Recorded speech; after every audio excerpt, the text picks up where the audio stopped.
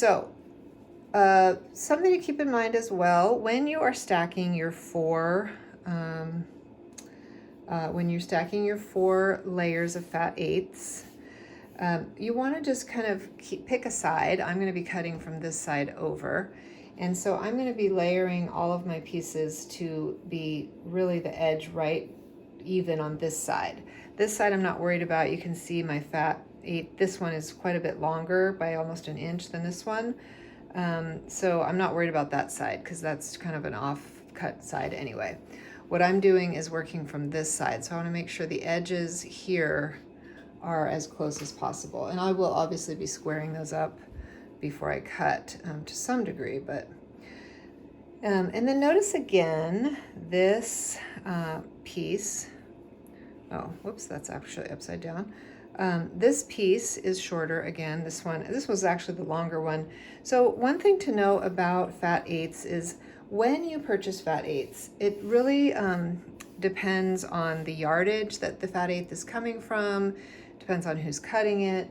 It depends on a few things, but they will vary. Some fat eighths are going to be 9 by 21 inches. Some will be 9 by 22 inches. You know, there's a little bit of discrepancy there, and it's not always exact or the same. So just something to be aware of. It's fine, that's normal, so not something to worry about. Okay, so I have my four fat eighths layered right on top of each other, nice and smooth. I want to square off or clean up this edge here, right? Or I could do this edge, but I'm going to do this edge. This actually looks quite clean here.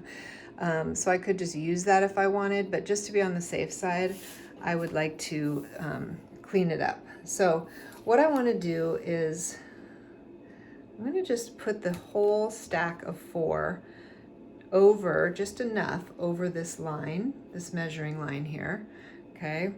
Because I want to cut off, like I've been talking about in several of my videos lately. This week is week 2. This is the week we cut, so I've been talking lots about cutting. But I want to put all of the 4 layers over that line, enough to where I can cut off what's not square, what's not straight. And that right there didn't give me quite enough room, so I'm going to pull it over just a bit. And I know I can do that because I need 2 strips of 3. So I know I'm going to get that because this is a 9-inch piece. So if I cut a little bit off, it's fine. So that gives me more than enough. And I know that that's all 4 of my pieces there. And I know that it's going to give me still enough for my strips. So I'm going to cut. Make sure I'm right on the line there. Measure twice, cut once, right? Okay, so now I've got a nice clean edge.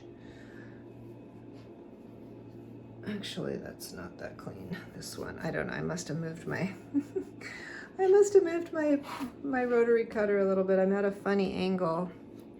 So I'm just gonna kind of scooch that, but you get the idea. You want a very clean edge here. And I want to make sure that that's straight because I feel like I did something weird here. I did. I'm cutting at a weird angle, you guys. Sorry about that. Let me just clean that up one more time. I realize I'm on a funny angle here trying to work around the camera. So rather than just move through it and mess it up, I just want to get it right. So okay, sorry about that. That is the way it's supposed to look. That was not totally straight. All right, so now I have a nice clean edge here. I'm gonna go ahead and cut my 3 inches. Okay, 1, 2, 3. So again, I'm gonna put this down. Now I'm a little bit nervous to cut because I messed it up the last time, and these squares I do need for my for my quilt. So if I mess them up, I am gonna be really bummed. So I'm gonna take this nice and slow, and it's just like I said, I'm at a funny angle. And also, it's very important to see here, a lot of people, you know, they like to line it up with the line on the cutting mat, which is fine. That's completely a way to do it. I feel like a more accurate way to do it is to use my quilting ruler. And so this is 3" right here. So I actually want to use my quilting ruler, the 3" line on my quilting ruler. And I want to see the edge of my fabric through there, right at 3 inches. And that gives me an even more accurate cut. Okay, so there's 3. And now I'm going to do another 3. 1, 2, 3. And again, that is right in the middle of where my camera is.